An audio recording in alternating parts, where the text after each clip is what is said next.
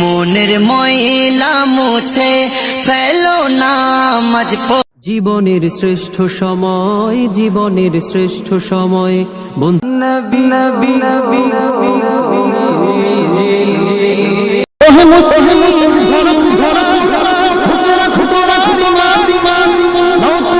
রঙের জামা খুইলা যেদিন সাদা মালিক রে আমি বড় পাপী। আল্লাহ তুমি নাও না আমায় নবীর কবর।